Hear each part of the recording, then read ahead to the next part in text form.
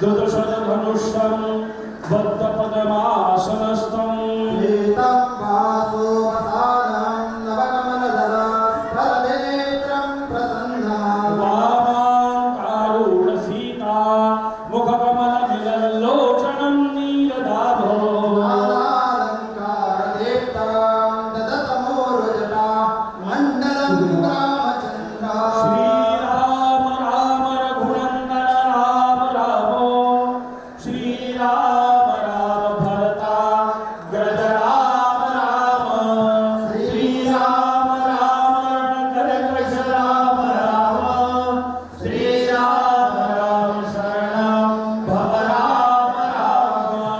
ओम भूर्भुवस्सुः जगद्गुरुं श्री चरणारविन्दाभ्यां ध्यायामि ध्यानार्थे आभानार्थे पुष्पं समर्पयामि। पाद्यसमर्पणो ॐ शन्नो देवीर्विष्णयो आपो भवन्तु पीतये संजोरभिस्रवन्तुनः ॐ विश्वानि देव सवितुर्दुरितानि पराशुभो यद्भद्रन्तन्न आसुवः एतानि पाद्योर्यो आचमनीयं स्नायुं स्नानान्तरेण आचमनीयं जलं समर्पयामि श्रीखण्डं चन्दनं दिव्यां गन्धाढ्यो सुमनोहरा विलेपनं सुरश्रेष्ठं चन्दनं प्रतिगृह्यता विलेपनार्थे चन्दनं समर्पयामि भालभूषणार्थे अष्टगन्धा नानापरिमलद्रव्याणि समर्पयामि पाद्योक्षरान् समर्पयामि महावस्त्रसमर्पणो मेरे वस्त्र दीजिए ॐ सुजातु ज्योतिका सहस्रवपरुतमा सहस्रस्वाहा लोकगणे विश्वरूपकुं संवयस्व विभावसो महावस्त्राणि समर्पयामि पुष्पमाला समर्पणो ॐ विष्णो नारा पद्मसु विष्णोः स्नप्त्रेस्तु विष्णोः स्योरासि विष्णोर्ध्रुवोऽसि वैष्णवसिद्धिस्नावेत्वा दीनं विस्मरणी च करोमि त्रेधा नीतोहे पदं सगुणस्य पातु सुरे स्वाहा माल्यादीनि सुगन्धेनि मालत्यादीनि वै प्रभो यावतानि पूजाधरं पुष्पाणि प्रतिगृह्यता भगवान् पुष्पाणि पुष्पमालानि समर्पयामि धूपदीपताः आराध्य समर्पणो। आप सभी को मिलिए अपने अपनी जगह पर खड़े रहिए जो दूसरे यहाँ आत्म संबंध की जा रही है इस बार में लोग अपनी जगह पर खड़े रहिए।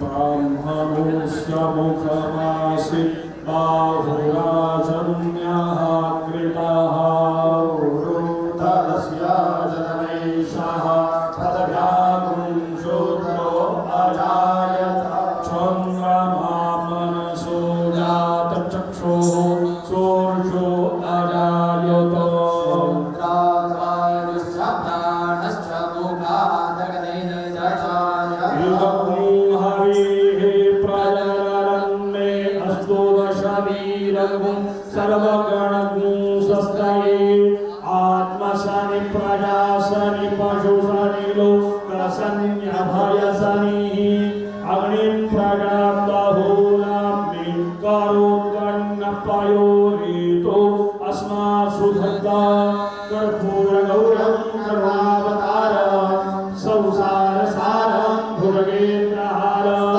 वसन्तं हृदयारविन्दे भवं भवानी सहितं नमामि त्वमेव माता च पिता त्वमेव त्वमेव बन्धो च सखा त्वमेव त्वमेव विद्यागहिनं त्वमेव त्वमेव सर्वं मम देवदेव जय शीतले कर्णं मङ्गलकरफलालिक्यं समर्पयामि नमस्करोमि जगद्गुरो नरेन्द्राचार्य महाराज की जय सद्गुरु सिद्धेश्वर महाराज की जय संत शिरोमणि गजानन महाराज की जय आद्य जगद्गुरु रामानंदाचार्य महाराज की जय सियानंद रामचंद्र की जय परम पूज्य अनिनाथ महाराज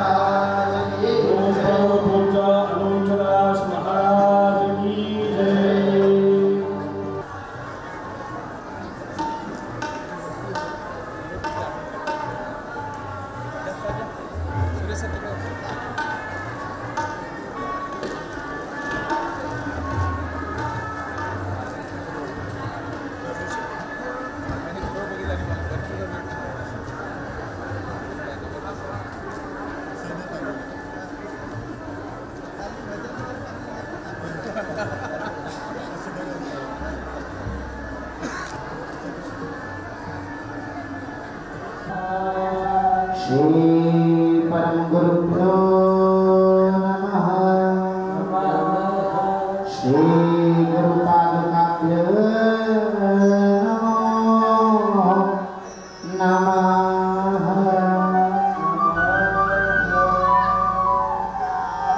अखिल कोटि ब्रह्मांड नायक पराभट्टे अखिलेश्वर अकारण करुणा वृणाले भक्तवान छात्रितरु पार ब्रह्म परमात्मा सच्चिदानंद स्वरूप आनंद घन पूर्ण ब्रह्म परमात्मा भगवान प्रभु श्री राघवेंद्र सरकार के पावन चरणारविंद में कोटिश दंडवत प्रणाम करते हुए मां भगवती परांबा के पावन चरणारविंद में कोटिश दंडवत प्रणाम करते हुए अखिल कोटि ब्रह्मांड नायक परात्पर ब्रह्म परमात्मा राजाधिराज महाराज यतीन्द्र चक्र चूड़ामणि सनातन धर्मोद्धारक हिंदू धर्मोद्धारक श्री 1008 जगत गुरु भगवान स्वामी श्री रामानंदाचार्य जी महाराज पाद पीठ पीठाधीश्वर श्री 1008 जगत गुरु भगवान श्री नरेंद्राचार्य जी महाराज की श्री नरेंद्राचार्य जी महाराज की अनंत अनंत रूपेण भगवत कृपा आज मां अम्बा परांबा की हम आप सब पर अनंत अनुकंपा परम कृपा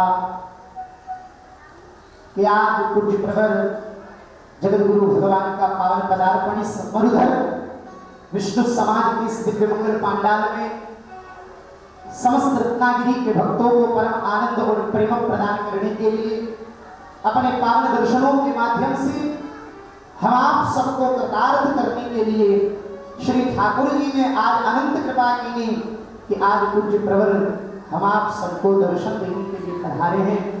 छोटी सी टूटी फूटी वाणी में क्या कहें, पूज्य प्रवर के सामने बोलना सूर्य को दीपक दिखाने वाली बात है, पर फिर भी महाराज श्री जी की अनंत कृपा अनंत प्रेम। 1 वर्ष पूर्व जब रत्नागिरी में श्रीमद् भागवत महापुराण की कथा का आयोजन मरुधर विष्णु समाज के द्वारा हुआ था, तब पूज्य महाराज श्री जी के पावन दर्शन का सौभाग्य दास को प्राप्त हुआ था। और आते समय मार्ग में विचार कर रहे थे कि पूज्य महाराज श्री जी के दर्शन करने जरूर जाएंगे। महाराज श्री जी तो वर्षों की प्रतीक्षा करने के बाद भी किसी को महाराज श्री जी के दर्शन प्राप्त हो जाए तो जन्म जन्मांतरों की पुण्य की बड़ी कृपा है। फिर भी मन में भाव ये रहा कि महाराज श्री जी का दर्शन होगा तो परम कृपा होगी, अन्यथा नाणिज धाम का दर्शन करके ही पूज्य महाराज श्री जी का प्रेम प्राप्त करेंगे।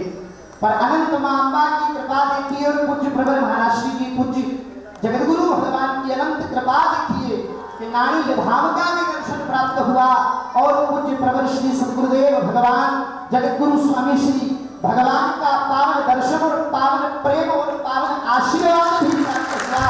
और ऐसा आशीर्वाद प्राप्त हुआ कि रत्नागिरी के इतिहास में मरुधर विष्णु समाज के इतिहास में स्वर्णिम अक्षरों से यह पल लिखे जाएंगे कि आज जिस प्रकार भगवान मर्यादा पुरुषोत्तम प्रभु श्री राम अवध के सुख का परित्याग करके भीलनी की कुटिया पर पधारे थे, केवट के द्वार पर पधारे थे, ऐसे ही पूज्य प्रवर अपने दिव्य नाड़ी धाम से पधार करके आज रत्नागिरी में उस दिव्य अनंत लोक को प्रदान।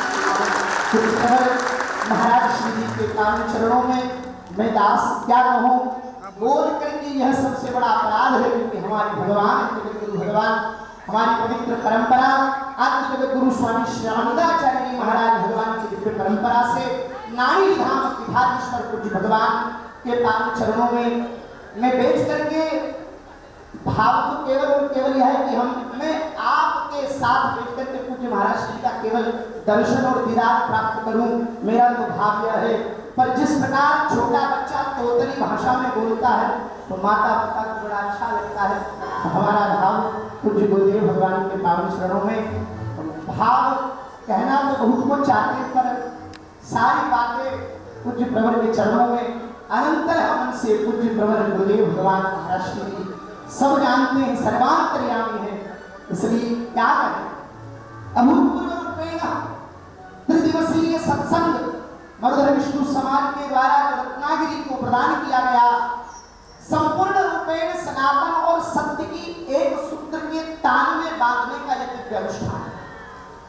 जब जब संतों का समाज में आगमन होता है, जब जब मानव जीवन के उत्थान के लिए इस धरती पर भगवत स्वरूप में संत जब धरती पर अवतार लेते हैं तो समाज को संगठित करने के लिए अवतार लेते हैं। नेता समाज में जब आता है तो वोट नोट और सपोर्ट के बल पर आता है, पर संत जब समाज में आते हैं तो संतों को ना तो चाहिए नोट ना वोट ना सपोर्ट, संत को केवल एक चीज के लिए आते हैं। संत जब समाज में आए तो केवल एक चीज को लेने आते, ध्यान पूर्वक सुनिएगा, वो हमारे जीवन की खोज है जो अपने तपन से खींच करके हमें परमानंद प्रदान करके जाते हैं, हमारे जीवन की खोज को समाप्त करते हैं। परमानंद त्रिदिवसीय नानीबाई का मायरा जो भक्तमाल पूज्य श्री नाभाजी महाराज के द्वारा जो भक्तमाल ग्रंथ की रचना हुई है, उस ग्रंथ में कलिकाल में किस प्रकार भगवान को भक्ति के बल पर प्रकट किया, ऐसा दिव्य सदग्रंथ भक्त और भगवान की अनुपम दिव्य चर्चा को हम 2 दिवसों से श्रवण कर रहे हैं। ऐसा परम आनंद, जिस प्रकार प्रहलाद जी की भक्ति पर रीझ करके भगवान खंभ फाड़ कर प्रकट हुए थे, शबरी की अनंत प्रेमा भक्ति पर प्रेम लुटाने के लिए अवध के राज सिंहासन का परित्याग करके मर्यादा पुरुषोत्तम राम चले थे, किस प्रकार महाराज अनंतानंत भगवान श्री लीला पुरुषोत्तम श्री कृष्ण कुब्जा की अनंत प्रेम भाव को प्राप्त करने के लिए श्रीधाम वृंदावन को छोड़ करके मथुरा की ओर गए और उस कुब्जा के भी प्रेम को प्राप्त किया। ऐसी ही सिद्ध घटना कलिकाल में इस भूमि पर गुजरात प्रदेश में भक्त श्री नरसिंह मेहता के रूप में जब भगवान प्रकट हुए तो किस प्रकार नरसिंह जी ने जब अपना सर्वस्व परमात्मा को अर्पित कर दिया तो परमात्मा ने भी अपना सर्वस्व नरसिंह मेहता को अर्पित कर दिया। किस प्रकार उनकी बेटी का माहिरा भरने के लिए भगवान नररूप निराकार जिस प्रकार द्वापर में अवतार धारण करते हैं, ऐसे ही कलिकाल में प्रत्यक्ष आज से लगभग 468 वर्ष पूर्व भगवान इस धरती पर प्रत्यक्ष प्रकट हुए। ये भक्तों का प्रमाण है। भगवान की भक्ति की बात महाराज भाव की वो मीरा विषय प्यारे को भी कटकट पिलाया करती है, सद्गुरु के भरोसे उस विष को भी देव भगवान अमृत बना करके छोड़ते हैं। अनंत अनंत रूपे कर्मा किस प्रकार गोविंद की लीला को प्राप्त करती है, किस प्रकार नानक किस प्रकार नामदेव इस कलिकाल में नाम प्रचार करने के लिए धरती पर संत के आने का मूल जगत में केवल और केवल एक ध्येय होता है, सर्वस्व का संरक्षण करना। इस धरती पर अनंतानंत रूपेण, अच्छा सनातन धर्म की बात करें, हिंदू धर्म की बात करें तो आज नहीं युगों युगों की परिधि है।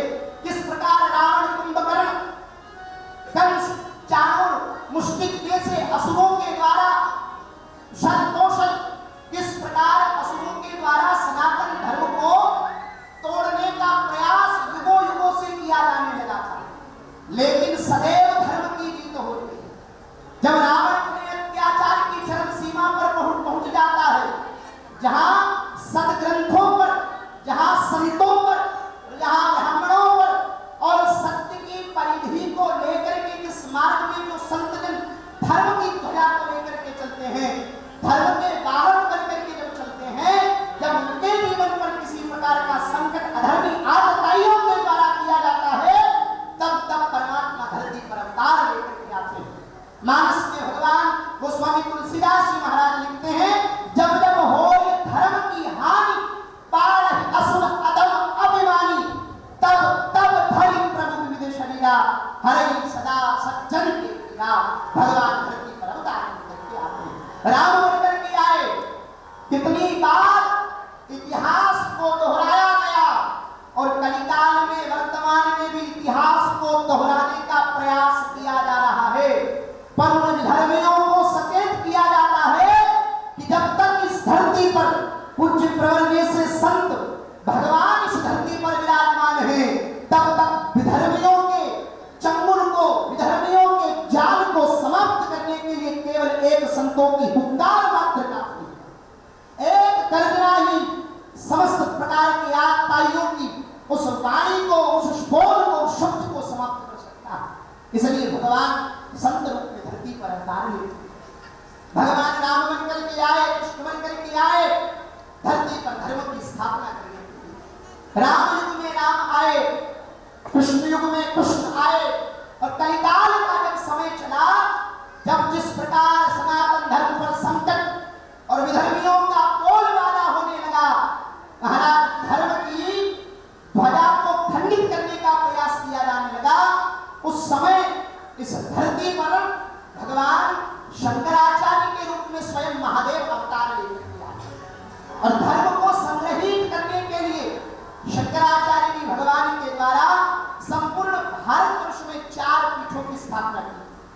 जब धर्म की परिधि अन्यत्र रूपेण मुगलों के द्वारा जब उनका आतंक बढ़ने लगा भारतवर्ष पर, जब जात पात में हम सबको तोड़ने का प्रयास किया गया, ऊंच नीच के बात में हम सबको तोड़ने का प्रयास किया गया, जब थोड़े धन के लोभ में मार मार करके मुसलमान बनाया गया, उस समय स्वयं भगवान मर्यादा पुरुषोत्तम इस धरती पर पुनः धर्म की स्थापना करने के लिए भगवान जगत गुरु स्वामी श्री रामानंदाचार्य जी महाराज के रूप में अवतार लेकर के आए। जगत गुरु स्वामी श्री रामानंदाचार्य जी महाराज के रूप में जब धरती पर भगवान अवतार लेकर के आए, तो आज सनातन धर्म को एकजुट करने के लिए पूज्य जगत गुरु भगवान स्वामी रामानंदाचार्य जी महाराज ने 12 शिष्यों को एक सूत्र में पिरोने का कार्य किया। 12 शिष्य जो अलग अलग जातियों से थे। जाति का नाम लेने का कारण उस समय अंग्रेजों महाराज मुगलों का काल किस प्रकार हमें जात पात में बांट करके हम अपनी आपस की फूट में फूटे जा रहे थे। हम अपनी आपस की फूट में जब समाप्त होने लगे थे, तो समस्त इस जातिवाद को समाप्त करने के लिए जब कहा गया कि भक्ति का अधिकार अलग अलग वर्गों को दिया गया, जब अलग अलग प्रकार के इस प्रकार खंडितता जब धर्म में आने लगी, तो पूज्य प्रवराचार्य चरण ने समाज को एक सूत्र दिया, सनातन को एक सूत्र दिया, जात पात पूछे नहीं कोई और हरि को भजे सो हरि को हुई। वही सूत्र मानो जिस प्रकार उस समय धर्म पर जब हानि होने लगी थी, तब भगवान राम धरती पर अवतार लेकर के रामानंदाचार्य जी महाराज के रूप में आए थे। और इस समय कलिकाल में, वर्तमान समय में जब जात पात में हम आप सब बटने लगे हैं, उस समय स्वयं जगत गुरु रामानंदाचार्य जी महाराज इस धरती पर नरेंद्राचार्य जी महाराज के रूप में अवतार लेकर अनंत अनंत स्वरूप से सबको एक सूत्र में बांधने का कार्य किया है। नारिक धाम में आप जाइए, कोई जात कोई पात नहीं है, केवल और केवल उस दरबार पर चरण रखने वाला सनातन हिंदू है। किस प्रकार समग्रता को ध्यान दिया। ध्यान रखिए, अगर हम केवल और केवल अपनी अपनी जातियों में बट करके रह जाएंगे तो हमारा कोई अस्तित्व नहीं है। अगर आपसे कोई पूछे कि आप कौन हैं, तो आप कहोगे मैं जाट हूं, तो मुट्ठी भर है। पूछे कि कौन हो, ब्राह्मण है, तो मुट्ठी भर है। कोई पूछे कौन हो, तो मैं क्षत्रिय हूं, तो केवल मुट्ठी भर है। पर ध्यान रखना, जिस दिन किसी ने पूछा कि हम कौन है, उस दिन एक स्वर में आवाज निकली कि हम हिंदू हैं। उस समय 100 करोड़ की आवाज। कोई धर्मी हमारे सनातन धर्म की तरफ पेरी नजर नहीं कर सकता अगर हम एक सूत्र में बंधे। सनातन का कार्य ऐसे आचार्य प्रवर करना है। किस प्रकार आचार्य चरण में इस कलिकाल में, इस युग में धर्म की दिव्य क्रांति को लेकर के आए हैं। जिस समय मुगल काल था, बार बार सनातन धर्मियों को मार मार करके जब मुसलमान बनाया जा रहा था, जिस समय सनातन धर्म जब महाराज संकट की उन बेड़ियों से झूल रहा था, सरेआम गायों को काटा जा रहा था, वेद शास्त्र पुराणों को आग लगा दी जाती थी, उस समय आचार्य चरण से जब समस्त भक्तों ने जब प्रार्थना की, अनंत रूपेण, किस प्रकार अगर मार मार सब मुसलमान बन जाएंगे तो सनातन धर्म का रक्षण कैसे होगा। जब बड़ी बहस चली कि क्या किया जाए सनातन धर्म के रक्षण के लिए, जब बड़े बड़े विद्वान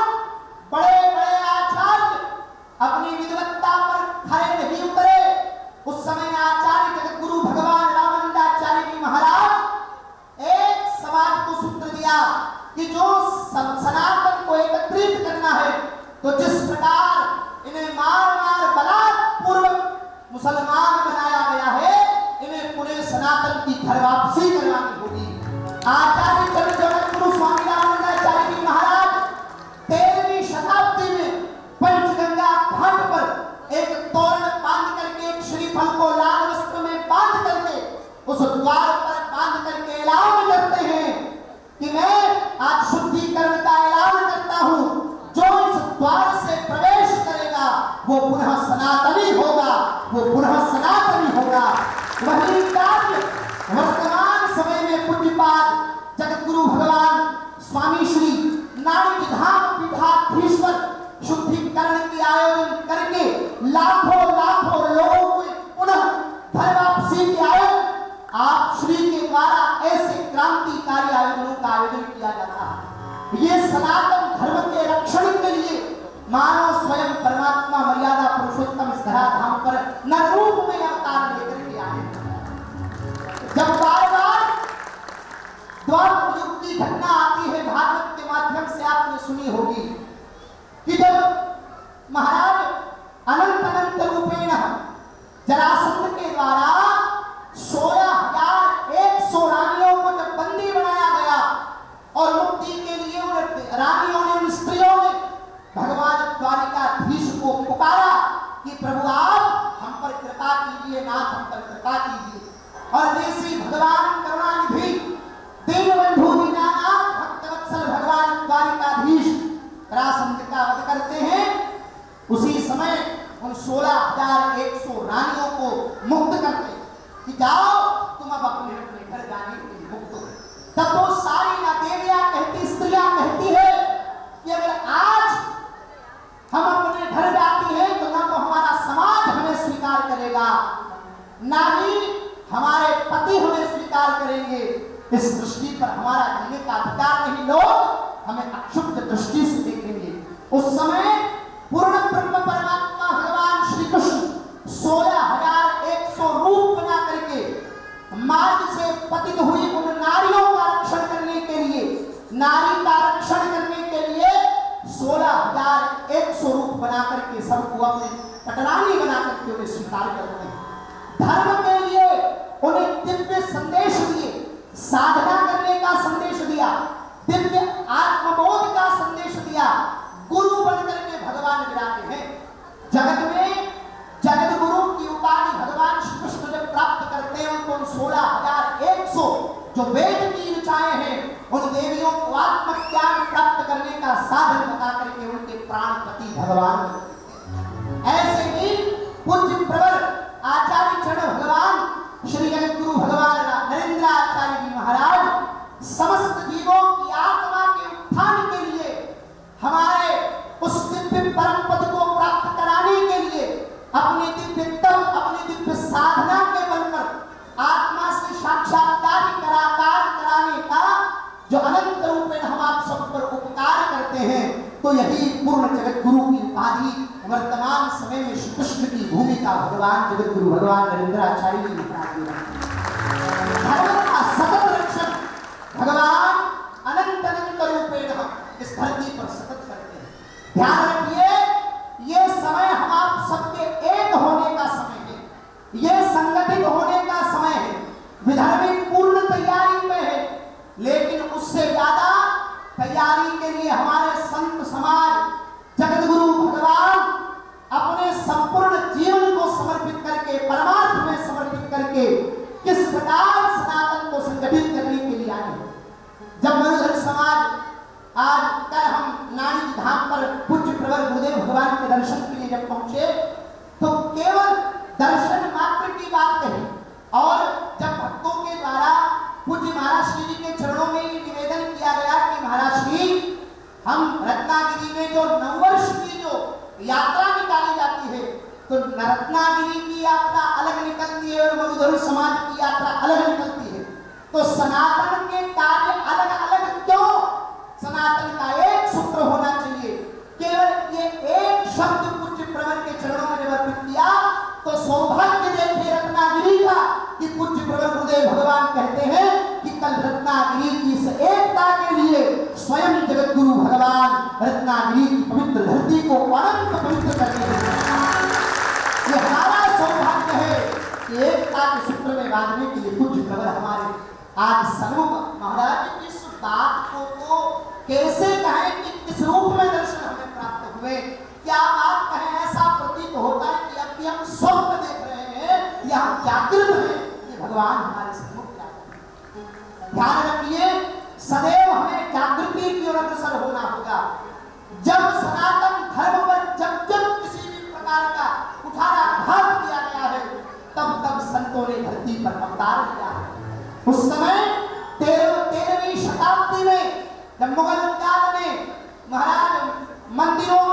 घंटी घड़ियाल बंद कर दिए गए बनाना, शब्दों की ध्वनि पर प्रतिबंध कर दिया गया। हिंदुओं का दुल्हा घोड़ी पर बैठ करके निकल नहीं सकता, हम गौ माता की पूजा नहीं कर सकते, हम इस प्रकार बैठ करके धर्म के आचरण नहीं कर सकते, हम सेवा नहीं कर सकते। जिस प्रकार रावण ने अत्याचार किया था, जिस प्रकार कंस ने अत्याचार किया था, उसी प्रकार मुगलों ने जब अत्याचार किया तो महाराज सब भक्तों ने मिलकर के आचार्य चरण से प्रार्थना की कि हमारे धर्म संकट में प्रभु हम पे कृपा कीजिए। उसी समय जगत गुरु भगवान स्वामी श्री रामानंदाचार्य जी महाराज अपनी शंख की ध्वनि का नाद करते हैं और उस एक शंख की ध्वनि के नाद से संपूर्ण भारतवर्ष में जितने भी मुगल मौलवी थे उन सबके कंठों को अवरुद्ध कर दिया गया। जब आजाद करने के लिए जाते तो आवाज नहीं निकलती, परास्त होकर के पूज्य गुरु भगवान के चरणों में आकर नतमस्तक होकर के क्षमा याचना मांगी कि प्रभु हमें क्षमा कर दीजिए, हम आपके सनातन पर लगाए जजिया कर को समाप्त करते हैं। पुनः सनातन को धर्म की अनंत सुंदरता प्राप्त हुई और आज वर्तमान में भी पूज्य प्रवर सद्गुरुदेव भगवान, पूज्य जगत गुरु भगवान जिस प्रकार की क्रांति लेकर के चल रहे हैं, एक दिन ऐसा आएगा हम आप सब उसके साक्षी बनेंगे कि जितने भी विधर्मी हमारे धर्म को महाराज खंडित करने का प्रयास कर रहे हैं, नाक रगड़ते हुए नारी धर्म की चौखट पर अपना समर्पण करेंगे और कहेंगे हमारे पूर्व हिंदू थे, हमें पुनः हिंदू धर्म में सम्मिलित, पुनः हमारी घर वापसी करवाइए। यही क्रांति पूज्य प्रवर महाराज की नीति है, अनंत अनंत रूप है। बार बार संतों का यह आवाज है कि हम सबको जागने का अवसर है। संत जगाने के लिए आए हैं, गुरुदेव जगाने के लिए आए हैं, पूज्य प्रवर जगाने के लिए आए हैं। जागने का काम हमारा है। एक बार जागे तो ऐसे जागे कि स्वयं भी जगे और औरों को भी जगाए। यही पूज्य प्रवर का नारा है, स्वयं जगो और औरों को जगाओ, स्वयं जगो। जागना किससे बोले? नींद से नहीं है महाराज। आप ये मत समझिएगा कि हम तो बैठे हैं महाराज जाग रहे हैं, हम कहां सो रहे। नींद की बात नहीं है। हम जिस अभिमान में जी रहे हैं कि हमारा कुछ होने वाला नहीं है, हम तो बढ़िया व्यापार करेंगे, बढ़िया धंधा करेंगे, बढ़िया माल कमाएंगे, एक का डबल करेंगे, आराम से बढ़िया दौलत के कंधे पर बैठकर जिंदगी निकालेंगे, पत्नी के साथ बच्चों के साथ रहकर के आनंद लेंगे। खबरदार, इस भरोसे मत बैठिएगा। जब लकड़ी के गट्टे में आग लगती है तो केवल आगे का मुंह नहीं जलता, पीछे का मुंह कह के हमारे तक आग थोड़ी आगे का जलता। हम हिंदुओं की हालत यह है कि हम पे नहीं आई है आज। किस प्रकार देखिए, सनातन सखंड भारत से पाकिस्तान अलग हो गया, बांग्लादेश अलग हो गया, केरल अलग होने की कगार पर है। और अगर हम नहीं जागे तो महाराज इस भारत माता के टुकड़े होते हुए केवल।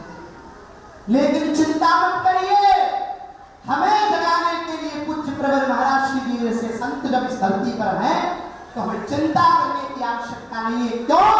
केवल हमें एक कार्य करना है, सर्वस्व अपनी आत्मा के साथ पूज्य प्रवर अनंत अनंत श्री संपन्न प्रातः स्मरण साय वंदनीय अनंत अनंत अखिल कोटि ब्रह्मांड नायक परात्पर ब्रह्म परमात्मा यतीन्द्र चक्र चूड़ामणि सनातन धर्मोद्धारक जगत गुरु भगवान श्री श्री 1008 श्री नरेंद्राचार्य जी महाराज के पावन चरणों में अपना समर्पण करना है।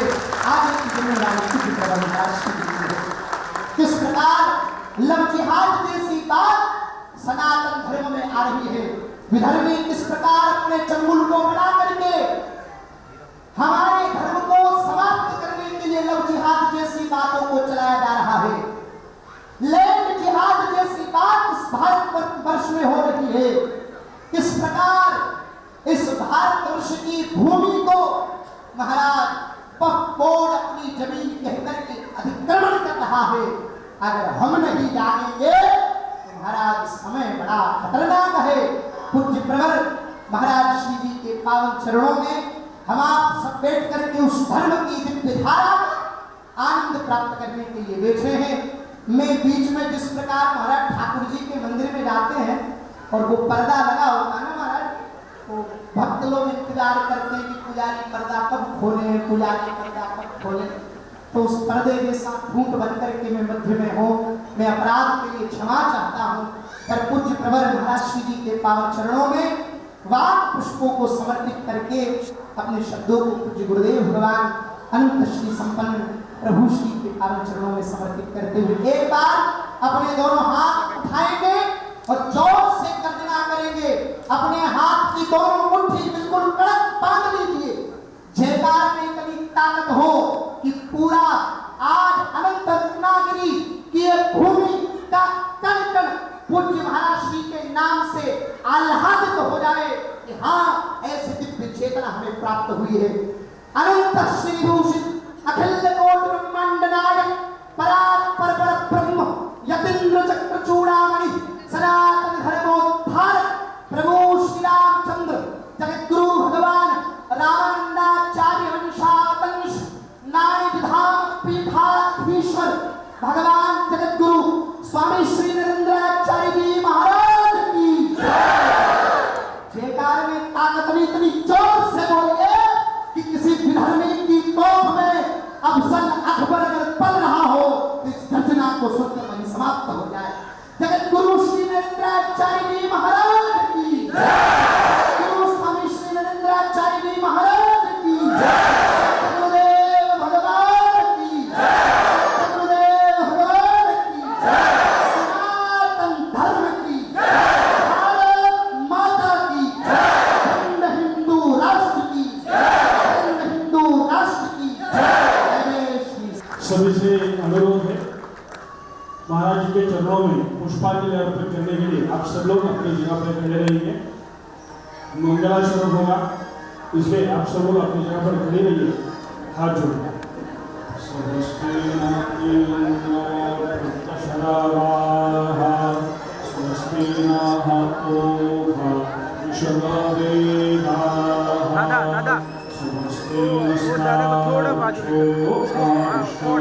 एक मिनट के लिए स्वस्ति नो बृहस्पतिर्दधातु चतुर्थ जातः समीहसेततो नो अभयं पुरुषन्नः प्रजाभ्यो भयन्नः शुभ्याः।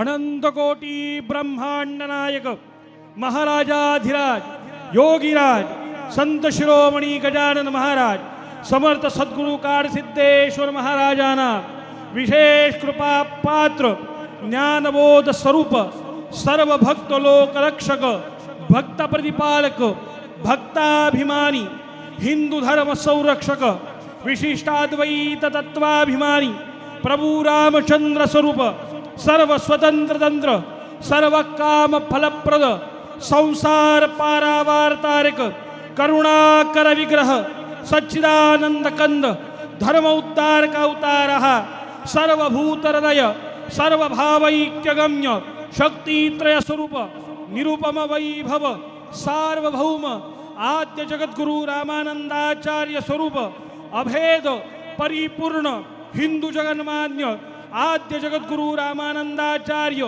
नाणीद धाम पीठाधीश्वर जगद्गुरु रामानंदाचार्य श्री स्वामी नरेंद्राचार्य जी महाराजाना विजय तेतराम विजय तेतराम विजय तेतराम। श्री गुरुदेव सभी को अनुरोध है अपने अपने जगह पे बैठ जाइए। मैं जगद्गुरु श्री के चरणों में विनती करता हूँ, आपके वाणी से हमें कृतार्थ करिए।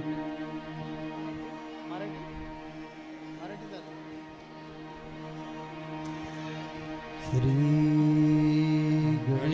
गणेशाय नमः। श्री सरस्वते नमः। श्री गुरुभ्यो नमः। जगद्गुरु नरेंद्राचार्य महाराज की जय। सद्गुरु काळ सिद्धेश्वर महाराज की जय. संत शिरोमणी गजानन महाराज की जय. आद्य जगद्गुरु रामानंदाचार्य महाराज की जय. सियावल्लभ रामचंद्र की जय. परम पूज्य कानिफनाथ महाराज की जय. गुरु ही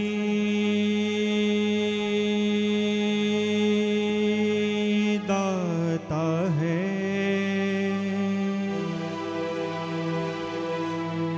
दाता ही ज्ञान है,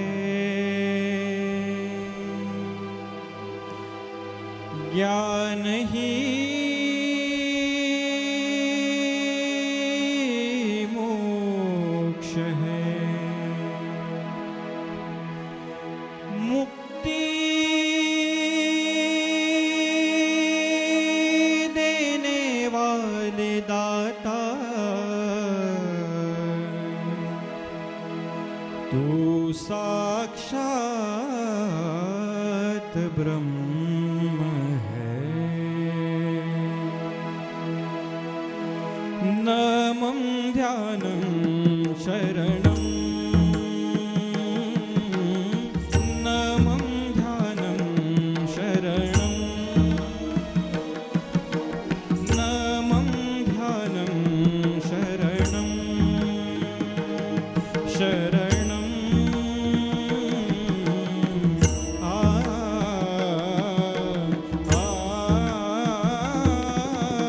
नमं ध्यानं शरणं,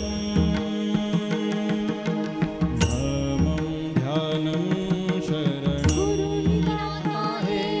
शरणाला ज्ञान है, शरण ज्ञान ही मोक्ष है.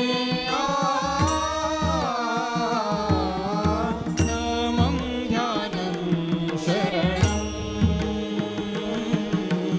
नमं ध्यानं शरणं.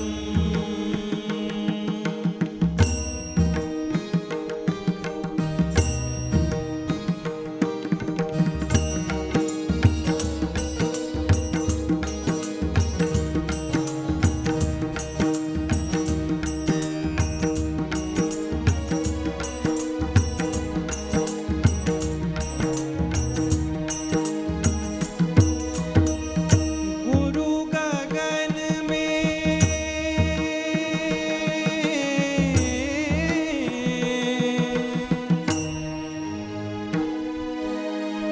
गुरु गगन में, गुरु पवन में, जल तत्व ही गुरु है. धरणी अग्नि सब में तू हो, धरणी अग्नि सब में तू हो. ए मालिक तू कण कण में, यहाँ वहाँ भटके हम. नमं ध्यानं शरणं, नमं ध्यानं शरणं, नमं ध्यानं शरणं, नमं ध्यानं शरणं. दाता है, दाता ही ज्ञान है, ज्ञान ही मोक्ष है. नमं ध्यानं शरणं, नमं ध्यानं शरणं.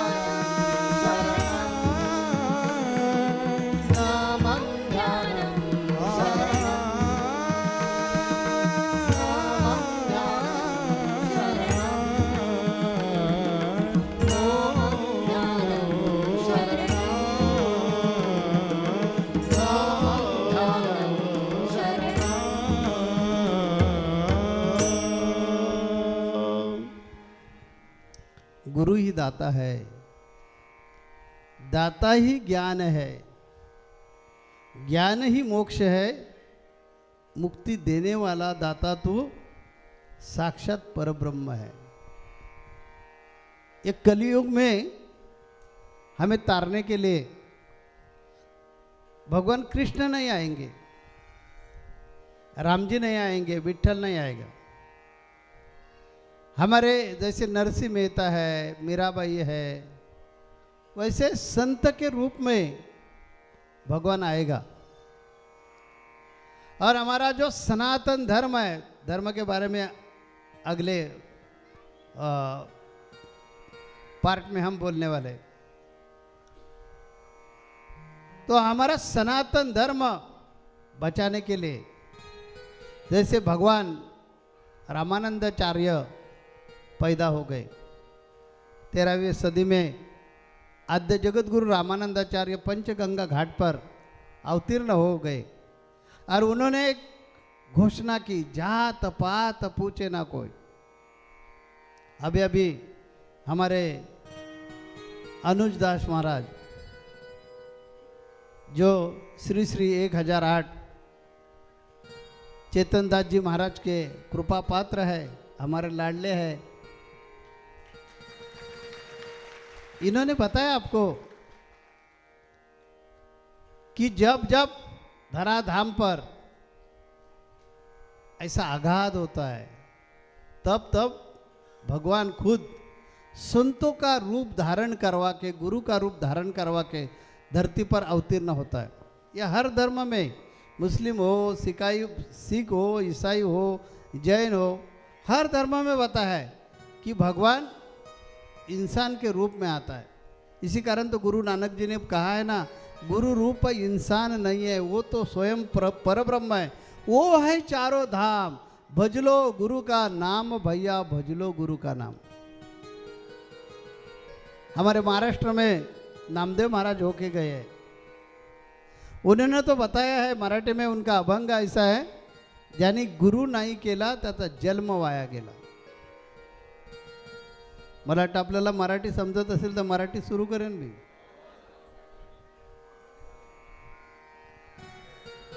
तर संत नामदेव महाराजांनी सांगितलं की ज्याने गुरु नाही केला त्याचा जन्मच वाया गेला म्हणून सांगितलं। हिंदू धर्मामध्ये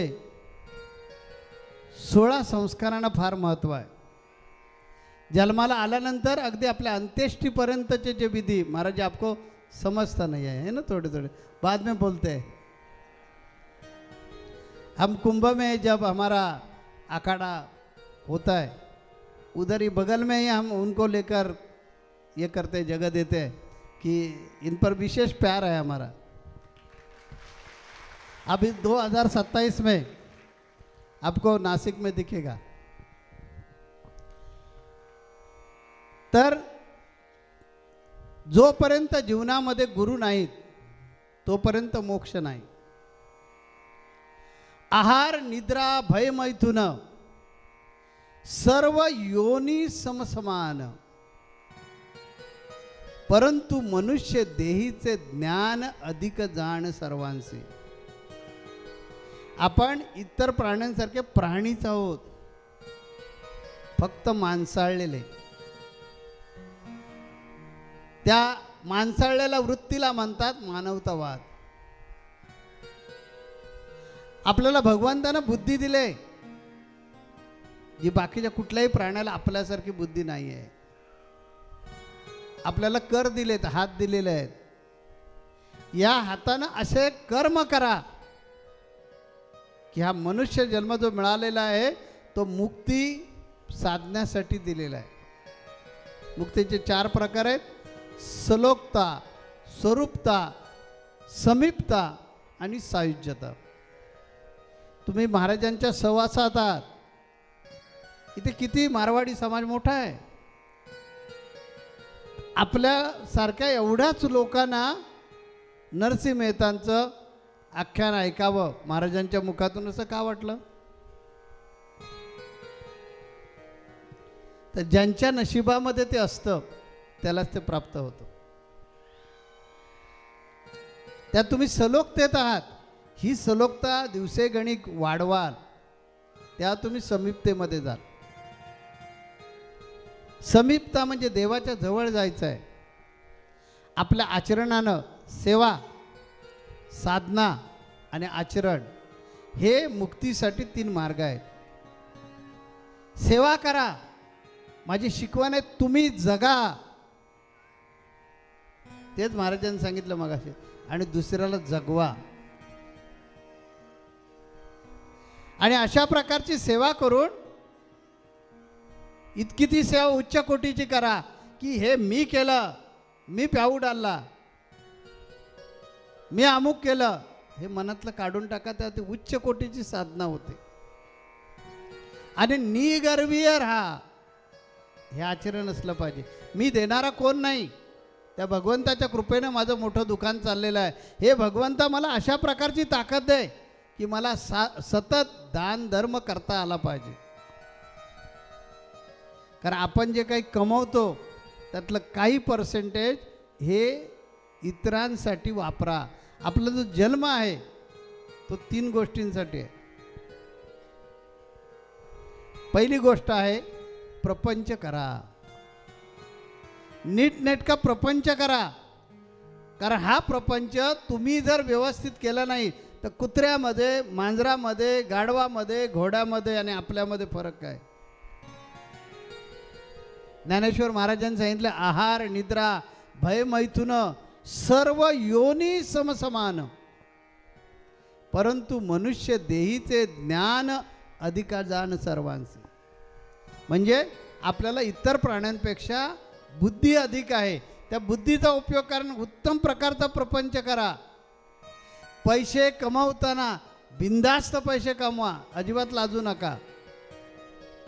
पण त्या कमवलेल्या पैशावर फक्त माझा, माझ्या बायकोचा, माझ्या मुलांचा फक्त अधिकार आहे हे विसरा.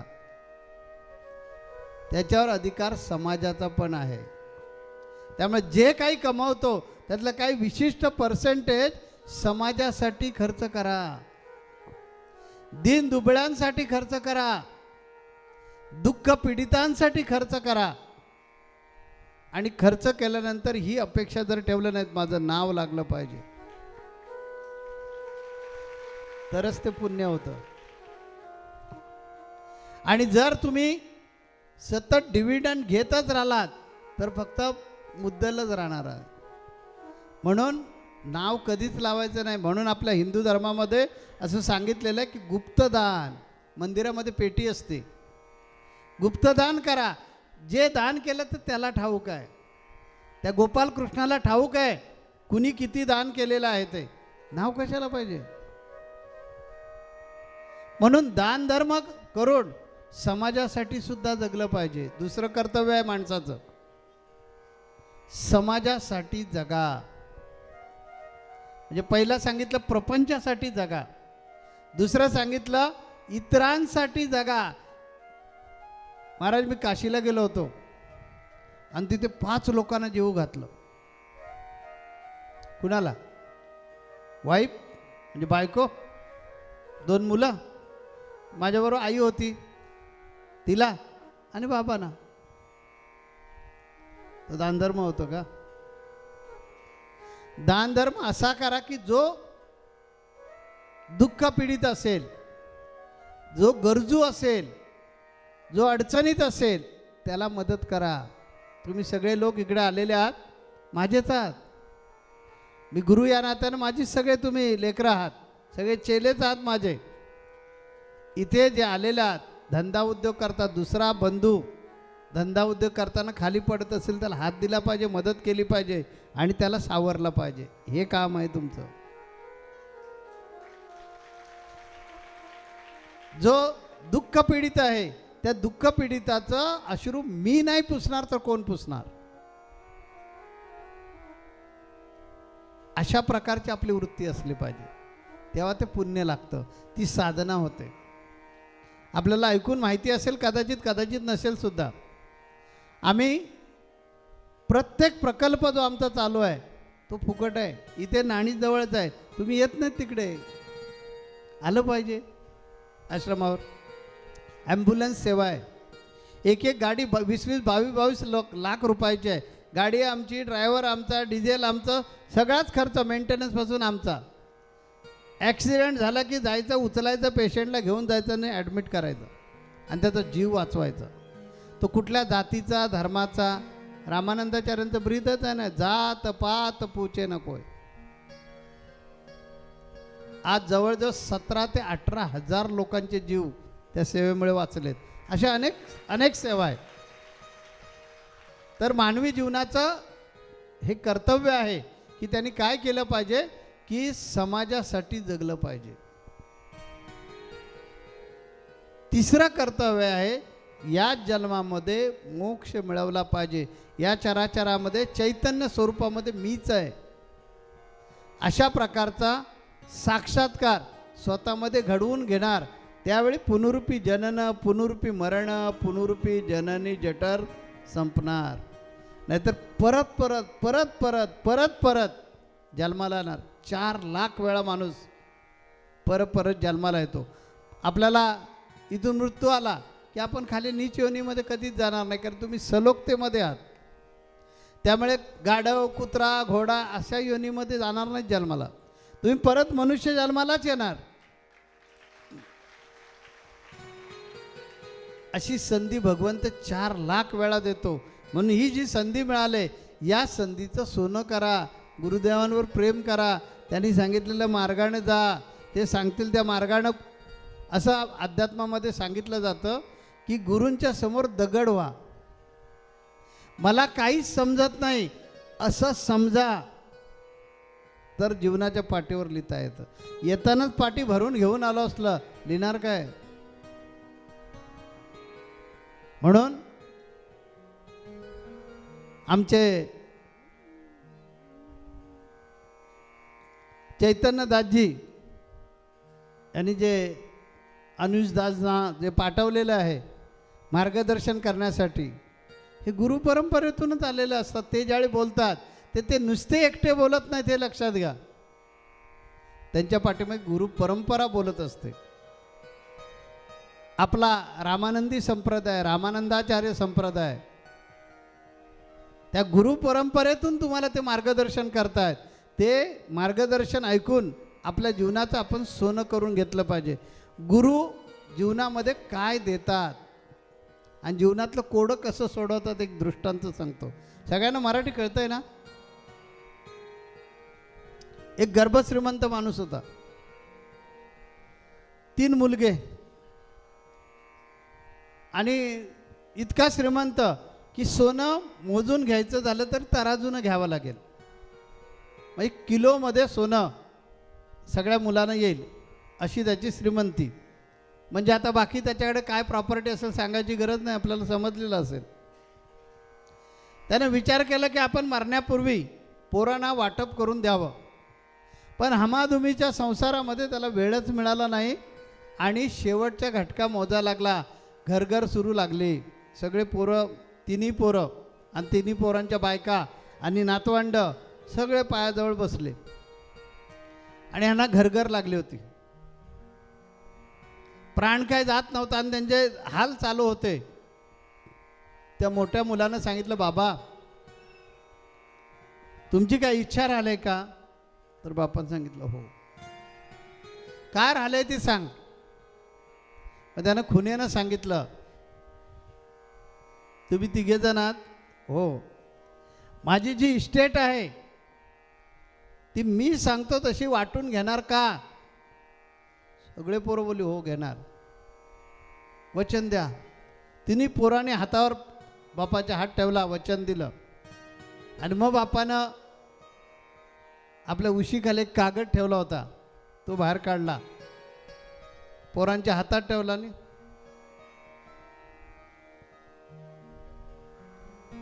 गेल्यानंतर 10-12 दिवस झाले आणि मग पै पाहुणे आले. त्यांच्यासमोर बापानं काय चिठ्ठी दिले ती बघावी म्हणून उघडली. त्याच्यामध्ये लिहिलेलं होतं की माझ्या इस्टेटीचे फक्त 2च हिस्से करायचे. त्यातला 1 हिस्सा मोठ्या मुलाला द्यायचा. उरलेला एक हिस्सा बघा कोडा आहे. विचार करणे उत्तर द्या. मी विचारणार तुम्हाला सगळ्यांना प्रश्न. माझी जी इस्टेट आहे त्या इस्टेटीचे 2 समान भाग करायचे आणि समान भाग केल्यानंतर त्यातला एक हिस्सा मोठ्या मुलाला द्यायचा. असं विचाराल तुम्ही का म्हणून एक का त्याला तिघेजण समान का नाही केले? तर मोठ्या मुलानं माझ्या खांद्याला खांदा लावून ही सगळी इस्टेट कमवलेली आहे. त्यात त्याला जादा दिलं पाहिजे, त्याचं त्याच्यामध्ये योगदान आहे म्हणून दिले पाहिजे जादा. तेव्हा त्यातला निम्मा भाग त्याला द्या आणि जो निम्मा भाग उरेल त्याचे परत 3 भाग करा आणि त्यातले 2 भाग 2 नंबर मुलाला द्या. मग एक भाग राहील, त्या भागाचे परत 3 भाग करा आणि त्यातले 2 भाग छोट्या मुलाला द्या. किती भाग उरेल? 1 उरेल. तो 1 भाग दान धर्म करून टाका असं त्याच्यात लिहिलेलं होतं. मामा आला होता मुलांचा, तो म्हणाले काय सोपं आहे, काय बाप तुमचा वेडा, कशालाही करायचं असं, नको ते, ठीक आहे वाटून देतो. पहिले आधी म्हणाले गाई मोजायला जाऊया, तुमच्या गोठ्यामध्ये गायी आहेत त्या मोजायच्या पहिला आणि मग वाटप करायला सुरुवात करायची. कारण आपल्या हिंदू धर्मामध्ये गाईला महत्त्व. म्हणून गेले मोजले. त्या पोरांनी पण कधी बघितलं नव्हतं गोठ्यात जाऊन. मोजल्यानंतर 1 2 3 4 5 17. मामान कपाळाला हात लावलाय, तुम्हाला कोडं सुटलंय का बघा. सुटलं का? गाई 17. हिस्सा कसा करणार? पहिले 2 समान भाग करणार. सांगा ना मग 17चा निम्मा भाग काय येतो तो? 8.5 चालेल काय?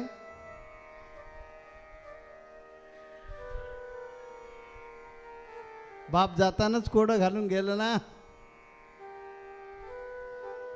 8.5 गाय घेतली पाहिजे. कारण धाकटा म्हणाला मला एवढाच मिळणारा हिस्सा चालणार नाही. बाबांनी सांगितलं, वचन दिलंय तुम्ही, म्हणून बाबांनी सांगितलं मी ऐकणार, पण सांगितल्याप्रमाणेच वाटा झाला पाहिजे. मामा सांगत होता, अरे मग मोठ्यालाच दिले ना, 1 गाय देऊन टाकूया ना त्याला, चालणार नाही. निम्मा म्हणजे निम्मा हिस्सा. आता करणार कसं? बघा कोणाला सांगता येत असेल तर 1 गाय कुणाला तरी द्यायची नाही आहे. सोनं देणार का? सोनं देणार का? ते 1 गाय वाटायला तयार झाले. सोनं देऊ शकतो का आपण? नाही देणार ना, किलोन येईल ना. मग आता सोडवायचा कसा हा प्रश्न? बराच विचार केला. सगळे आलेले तज्ज्ञ लोक म्हणाले काय विचित्र बाप तुमचा होता, जाऊ दे. मोठा मुलगा म्हणाला, बाप मामा तू टेन्शन घेऊ नकोस, आम्ही तसे 3ही भाव चांगले आहोत एकमेकांबरोबर, आमचं पटणार नाही त्यावेळी बघू, तोपर्यंत राहू दे वाटप. आणि निघून गेलं मामा. वाटप तिथेच राहिलं. कारण बाप मरतानाच असा गुंता करून गेला. 17 गायी ठेवून गेला ना. 8.5 गाय घेणार कशी? थोडे दिवस गेले आणि बाप स्वप्नामध्ये आला आणि म्हणाला, लबाडानो मला हातावर वचन दिलं होतं आणि सांगितलं वाटप करून घेऊ म्हणून, वाटप करून घेत नाही आहेत. 3 पोरांना एकच स्वप्न, आता काय करायचं? मोठा मुलगा म्हणाला, हे बघा असा प्रश्न पडला असता तर बाबांनी काय केलं असतं? काय केलं असतं? त्यांच्याकडे गेले असते. बाबा गुरु महाराजांकडे गेले असते ना, मार्ग विचारला असता. आता काय करायचं? आपण तेच करतो की नाही? तिघांनाही पटत, जाऊया म्हणाले. 3घे जण निघाले. ज्या गावी त्यांचे गुरु महाराज बाबांचे होते तिकडे गेले. जाऊन आता भेटणार इतक्यात गुरु महाराज गाडीत बसून कुठेतरी निघालेले होते. ह्या तिघांना बघितल्याबरोबर गुरुनं पण हुंदका आला आणि हे पण रडायला लागले. गुरु महाराज म्हणाले, हो मी नंतर येऊन भेटतो, मी गडबडीत, मला प्रवचनाला जायचं आहे. पण हे बघ ए शिवराम, ती एक ह्याच्या वडिलांच्या नावची गाय आहे ना, ते ह्यांना देऊन टाक. ती मुलं म्हणायला लागली, महाराज गाय नको आहे, कोण सांभाळणार? आम्ही तेच सांगायला लागलो, या गायीवरूनच भांडण झालंय, मेहरबानी करून गाय देऊ नका असं सांगणार.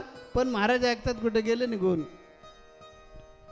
आता तो शिवार आला ना, गुरु आज्ञा पालन करायला पाहिजे. शिवानं आपली ती गोठ्यातली एक गाय होती ती घेऊन आला आणि त्याची दोरी त्या पोरांच्या हातात दिली. ओ नको आहे ना आम्हाला, ही गाय सांभाळणार कोण? आमचा आधी गायीमुळेच झालाय प्रॉब्लेम, मग ही कोण सांभाळणार? तो म्हणाला मी सेवक आहे, गुरूंची आज्ञा प्रमाण मानतो मी, त्यामुळे त्यांनी सांगितलेल्या आज्ञेप्रमाणे तुम्हाला गाय दिले. तुम्हाला जर झेपत नसेल तर मी येतो तुमच्याबरोबर, गाय घेऊन येतो, पण गाय घ्यावी जावंच लागेल. मग तो शिवा आणि ते तिघेजण, मोठा धाकटा इतके कंटा, काय म्हणाले महाराज लोकांना या सांगायचं, काय पण नको ते सल्ले देत बसतात. आता आमचा प्रॉब्लेम एवढा निर्माण झाला, त्याच्यात हे आणखीन कशाला गाड्यात घातलं? जाऊ दे. मधला मुलगा होता तो समंजस, तो म्हणाला बघ ह्याच्यात काहीतरी गम्य असणार, आपण घेऊन जाऊया. आणि त्या शिवाला बोलून काय उपयोग आहे? गुरु आज्ञा झालेले, बाबांनी घेऊन गेले असते ना, घेऊन जाऊया. गेले, गाय गोट्यात बांधली, शिवाला वगैरे मान सन्मान केलं, शिवा निघून गेला. आणि धाकटा म्हणाला दादा कोडं सुटलं.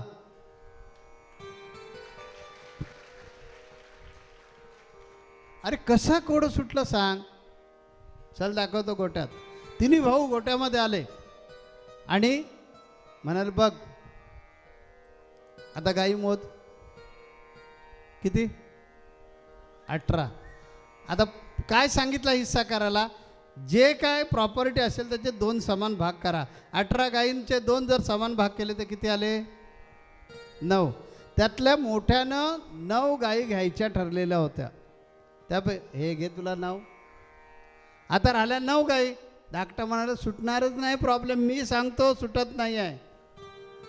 2 नंबरचा म्हणा गप ना, शांत बस ना, बघ मी दाखवतो कोडं सुटतं की नाही. मग 9 गायी राहिल्या.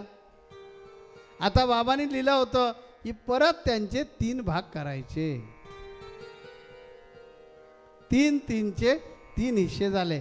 त्यातले 2 नंबरच्या मुलाला द्यायचे. म्हणजे गायी किती दिल्या? 6. आता 1 भाग राहिला. गायी किती? आता घे ना तुला 2 गायी आणि 1 महाराजांची गाय महाराजांना नेऊन द्या ना.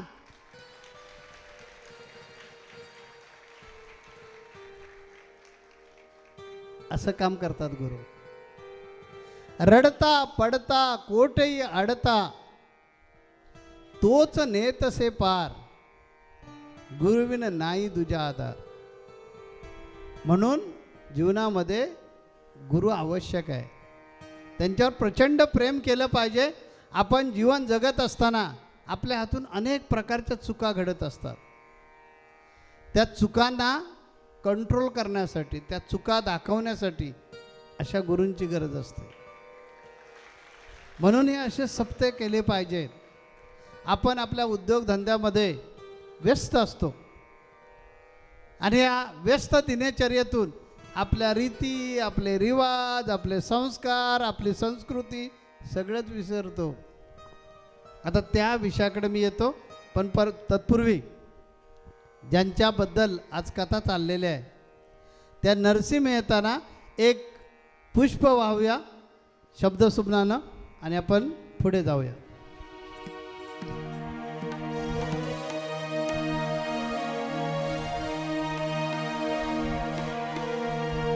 एक राधा एक मीरा दोनों ने शाम को चाहा, अंतर क्या दोनों की चाह में बोलो, अंतर क्या दोनों की चाह में बोलो.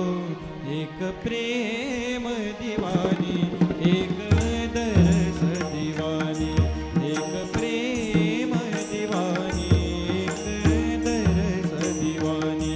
एक राधा एक मीरा दोनों ने शाम को चाहा,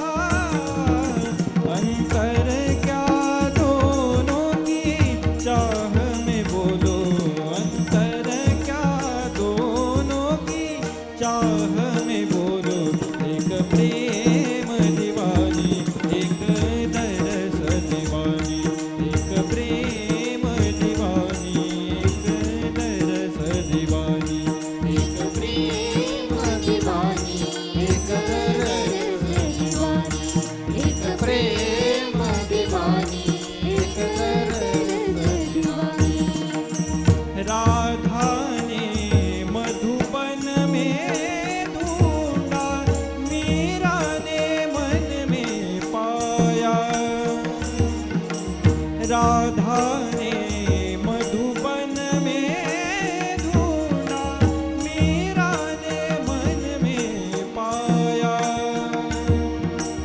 राधा जी से हो बैठी हो गोविंद मीरा हाथ बिकाया।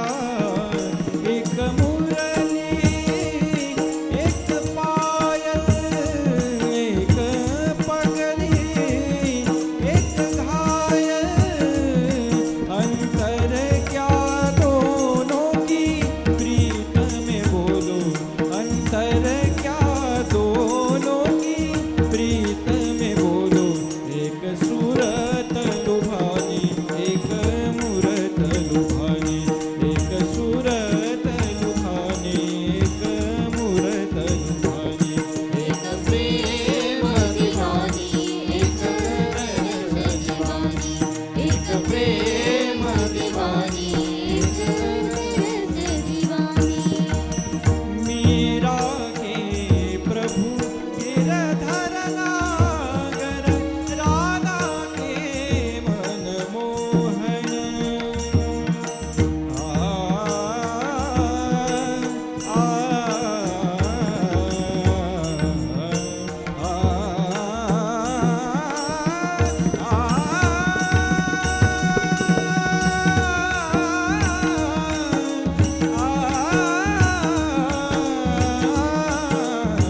मीरा के प्रभु गिरधर नागर राधा के मन मोहन।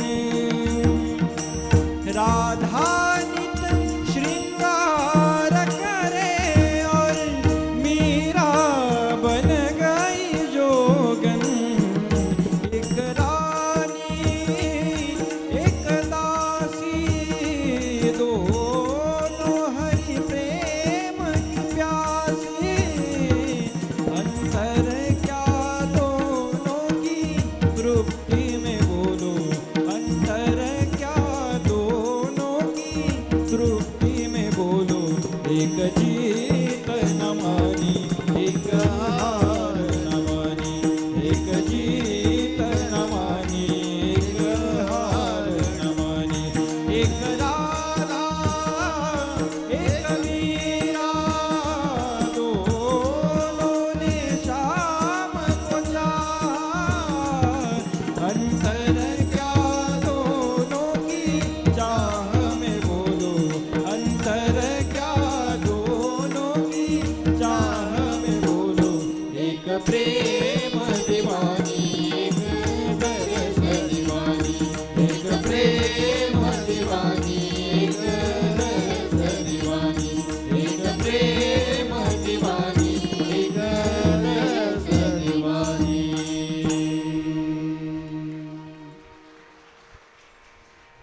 जशी मीरा भगवान प्रभू रामचंद्रावर निस्वार्थी प्रेम करत होती. आपल्याला सगळ्यांनाच मीराबाईबद्दल माहिती आहे कारण आपण तिकडचेच आहात. तशा प्रकारचं प्रेम नरसिंह मेहतानी भगवंतावर केलं, कृष्णावर केलं. पूर्वी शिवभक्त, पण शिवाने सांगितलं नाही, तू कृष्ण भक्त व्हायचं. आम्ही बघा जाती जातींमध्ये भांडत बसतो, पण ह्या आमच्या हिंदू धर्मातील देवांचं एक कौतुक आहे. शिवस्य हृदय विष्णू, विष्णुस्य हृदय शिव, ऐसे दोन्ही देव एक झाले. आम्ही वैष्णव आहोत, राम भक्त आहोत, कृष्ण भक्त आहोत, परंतु आम्ही शिवाला पण तितकंच मानतो. आमचा एकूण 12 पीठ आहेत. नाणी जे मुख्य पीठ आहे, आम्ही दक्षिणेकडचे रामानंदाचार्य, वैष्णव धर्माला पीठ नव्हतं दक्षिणेकडे, ते हे नाणीच पीठ निर्माण केलेलं आहे. महाराष्ट्रामध्ये जेवढे भौगोलिक 6 विभाग आहेत तिथे प्रत्येक ठिकाणी आपलं पीठ आहे. गोव्यामध्ये आहे, तेलंगणामध्ये आहे, बेंगलोरला आता सुरू होतं आहे, ओंकारेश्वरला आहे, 12 ठिकाणी पीठ आहेत. तर या 12 ठिकाणी देवता वेगवेगळ्या आहेत. गोव्याला जे आमचं मंदिर आहे तिथे भगवान भोलेनाथांची मूर्ती आहे.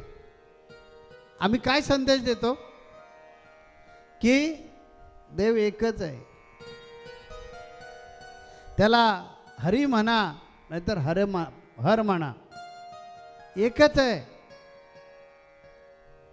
आमचे संत कबीरजी म्हणतात, भक्ती करो हरिहर की. भगवंताची भक्ती करा, भगवंताचं नामस्मरण करा, परंतु आपली सनातन संस्कृती टिकवा. महाराजांचं भाषण ऐकल्यानंतर प्रत्येकाचं रक्त एकदम गरम झालं होतं. अभिमान वाटला की या धर्मामध्ये अशा प्रकारचं जनजागरण करणारे संत आवश्यक आहेत. माझी घोषणा आहे, हिंदू धर्म खतरे में है. आणि खरंच आज हिंदू धर्म अडचणीत आहे. तुम्ही जर हिंदू धर्मीय लोकांनी डोळे उघडले नाहीत तर आपण सर्वजण पारतंत्र्यामध्ये जाणार आहोत. जसं इंग्रज आणि ख्रिश्चन लोकांनी 150 वर्ष राज्य केलं, तसंच कोणीतरी आपल्यावर राज्य करेल. आणि ती वेळ यायला नको असेल तर सर्व हिंदूंनी जागे व्हा. सभी हिंदुओं में एकता हो, ही घोषणा आहे आमची. शंकराचार्य आणि आम्ही दोघेजण धर्माच्या घोषणा देतो. त्यामध्ये माझी ॲडिशनल घोषणा आहे, हिंदू धर्म खतरे में है. का मी म्हणतो, सध्या इस्रायल आणि हमास युद्ध सुरू आहे, सगळे पाहत आहे. हमासमध्ये राहणारे ज्या धर्माचे लोक आहेत, वास्तविक हमासने चूक केलेली आहे.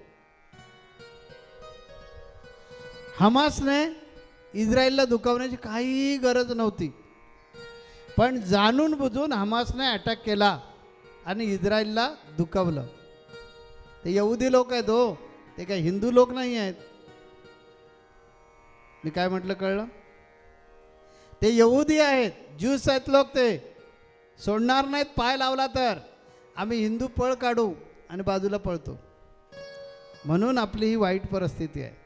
वास्तविक ह्या सगळ्या संस्कृतींच्या अगोदरची हिंदू संस्कृती आहे. या हिंदू संस्कृतीतले हिंदू जर जागृत झाले तर ते जगाचे गुरु बनू शकतात. परंतु आमच्यामध्ये संघटन नाही आहे. आम्ही जातीपातीमध्ये वाटलो गेलेलो आहोत. प्रत्येकजण आपल्या जातीचा कारभार करून वेगळा झालेला आहे. ठीक आहे, जात मान्य असली पाहिजे, म्हणजे असायला पाहिजे. परंतु धर्माचा ज्यावेळी विषय येईल त्या सगळ्या हिंदूंनी एक झालं पाहिजे. मला अनुज दासांनी सांगितलं की महाराज इथे रत्नागिरीमध्ये मिरवणूक निघते, तुमची पण मिरवणूक निघते, आपली सगळ्यांची एक झाली पाहिजे. मी म्हटलं हो, जरूर एक मिरवणूक काढू आपण, कारण सगळ्या हिंदूंनी एक झालंच पाहिजे. यांच्यासाठी त्या साधू संतांचं आगमन आहे. धर्म वाचला तर तुम्ही वाचणार आहात, हे लक्षात घ्या. इथं पैशाचं काही काम नाही आहे. यहुदींकडून निष्ठा शिकले पाहिजे. त्यांचा रिटायर पंतप्रधान त्याने पण सांगितलं नाही, मला देशासाठी उभं राहायचं आहे. आपल्या देशामध्ये विरोधी पार्टीमध्ये आहेत ते. आपल्या देशातले विरोधक ताबडतोब मोदींनी काही केलं रे केलं की मोदी कसे चुकीचे आहेत, मोदींनी काय चूक केले, मोदींनी कशा प्रकारे धर्माची वाट लावली, देशाची वाट लावली, हे सांगण्यामध्ये पुढे असतात. मोदींमुळे, मोदी माझे लाडके नाही आहेत, पण मोदींमुळे आज जगभरामध्ये ही हिंदू संस्कृती जी आहे ती कशी आदर्श संस्कृती आहे ते त्या मोदींनी समजून सांगितलं हे लक्षात घ्या. आज स्वाभिमानानं हिंदू धर्माचं नाव सर्वत्र घेतलं जातं, ते मोदींमुळे घेतलं जातं. हा अभिमान आपल्याला असला पाहिजे, लक्षात घ्या. तुमची संस्कृतीच टिकली नाही. या भारत देशामध्ये या झामोरेन नावाच्या राजानं गोव्यामध्ये ईस्ट इंडिया कंपनीला निमंत्रण दिलं, या धंदा करायला. ते धंदा करण्यासाठी आले कोलकात्यातून आणि धंदा सुरू झाला. त्याने विचार केला की आम्ही कंपनीचे लोक किती आहोत. इथे जर राज्य करायचं असेल तर पादरीनं आणलं पाहिजे. म्हणजे त्यांच्या धर्मगुरूंना ते घेऊन आले आणि ते त्यांनी काम सुरू केलं. पाव टाकला चल हिंदू बाटला, असं बाटवून हिंदू धर्माचं विघटन केलं. म्हणून त्यांना इथे 150 वर्ष राज्य करणं शक्य झालं. इतिहासातून आपण जर शिकणारच नसू तर आपल्यासारखे शहाणे आपणच आहोत. म्हणून धर्मासाठी एक व्हा, धर्मासाठी संघटित व्हा. विरोधी पक्षाचा नेता म्हणतो की मला देशाला गरज आहे, मला गेलं पाहिजे देशासाठी, आणि तो हातात बंदूक घेतो आणि इस्रायलमध्ये सध्याच्या पंतप्रधानाच्या खांद्याला खांदा लावून युद्धाला उभा राहिला आहे. आज वेगवेगळ्या देशांमध्ये हे यहुदी विस्तारलेले आहेत, ते आपल्या देशाकडे निघालेत. आम्ही पळ काढला असता, आम्ही अमेरिकेत सुखरूप आहोत, कशाला जायचं भारतात युद्ध सुरू झालं आहे तर. आम्ही चायनामध्ये आहोत, तिथे चांगला धंदा चाललेला आहे, जायचं कशाला भारतामध्ये, युद्ध सुरू झालं आहे आणि तिथे धोक्यात जीव घालायला कशाला जायचं. ते यहुदी आपल्या देशाकडे निघालेले आहेत सगळेजण. का? आज माझी गरज माझ्या देशाला आहे. धर्माबद्दल बिलकुल कट्टर. आणि म्हणून एक यहुदींचा एवढासा छोटासा देश, आजूबाजूला 12, 13, 14, 15 देश आहेत, त्यांच्याबरोबर एका वेळेला त्या आघाड्यांवर लढतात. का? तर राष्ट्रप्रेमापेक्षा त्यांना धर्माभिमान आहे, धर्माबद्दल स्वाभिमान आहे. बघा त्यांचे जे बंदी करून ठेवलेले लोक आहेत त्यांना ते सोडून आणतात की नाही बघा. ते नाही सोडणार म्हणजे नाही सोडणार. हमासची वाट लावून टाकतील की नाही बघा. धर्माबद्दल जाज्वल प्रेम आपल्याकडे असलं पाहिजे. आज विचार करा, आम्ही हिंदू हिंदू हिंदू हिंदू म्हणतोय. जगात मला असा एक तरी देश दाखवा की तो हिंदूंचा देश आहे. एक जगात बोललो मी, म्हणजे जगामध्ये भारत देश पण येतो. आपण म्हणाल की आमचा भारत हिंदू देश आहे, नाही, निधर्मवादी देश आहे. आपलं संविधान सांगतं की निधर्मवादी देश आहे. मग जगात एकच होता नेपाळ देश, तोही गेला. मग जगामध्ये एकही हिंदू राष्ट्र नाही. आणि उद्या जर समजा अशा प्रकारे आज जो इस्रायलवर अटॅक झाला आहे, अशा प्रकारे ज्यावेळी तुम्ही मोठे होता ना, मोदी जे आहेत हे मोदी तुम्हाला घेऊन जाणार पुढे.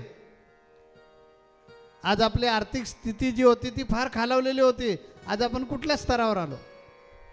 त्यामुळे हळूहळू तुम्ही जेव्हा प्रगती करता, आज अंतरिक्षामध्ये किती प्रगती केली आपण, प्रत्येक क्षेत्रामध्ये आपण प्रगती करत चाललेलो आहोत. विरोधक जाणून बुजून त्याचं क्रेडिट मिळवू देत नाहीत. राजकारण हा माझा विषय नाही, धर्मगुरू म्हणून मला बोलायचं आहे की हा जो देश आहे तो प्रगतीकडे चाललेला आहे आणि त्यामुळे त्याला जास्त धोका आहे. कालपासून टी व्हीवर सुरू झालेलं आहे की G20मध्ये जे मोदींनी घोषणा केली त्यामुळे हा प्रकार चालू झाला. इस्रायल वॉर जे सुरू झालं आहे ते त्याच्यासाठीच झालं आहे की भारत देशाला मोठं करू द्यायचं नाही. जर भारत देश मोठा झाला तर तो जगातील अनेक देशांना बरोबर घेईल आणि जगामध्ये शांतता प्रस्थापित करेल. आणि तीच दुष्ट कंस, चाणूर, महाराजांनीच नावं घेतली होती मगाशी, अशा आज पण कंस आहे, चाणूर आहे, जरासंध आहे, हे कुठेही गेलेले नाहीत, फक्त नावं बदललेले आहे.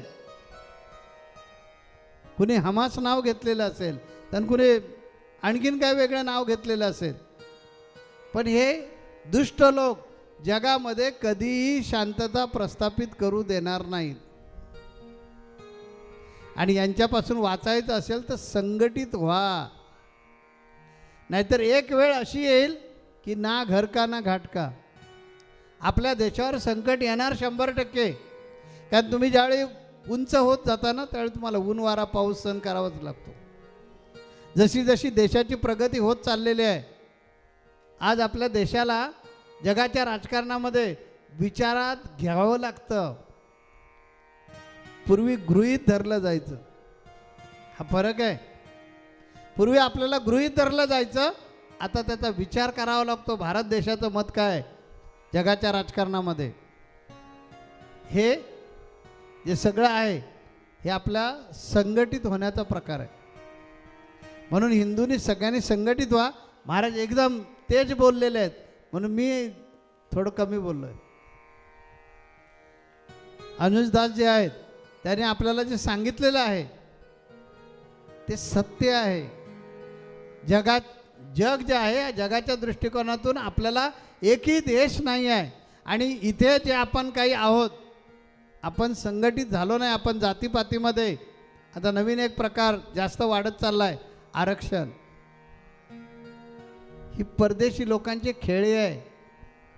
जाती जातींमध्ये भांडण करत ठेवायचं, सुंद उपसुंदासारखं त्या सुंदरीसाठी भांडायचं आणि एकमेकांचे जीव घ्या, जेणेकरून खिळखिळीत व्हाल. आणि हिंदू इथून तिथून कधीही संघटित होणार नाही. याची ती खेळी आहे. मी आरक्षणाच्या विरुद्ध आहे का? बिलकुल नाही. पण एकाच्या ताटातून काढल्यानंतर दुसऱ्याला वाईट वाटणारच आहे. तेव्हा ह्या खेळी समजून घेतल्या पाहिजेत.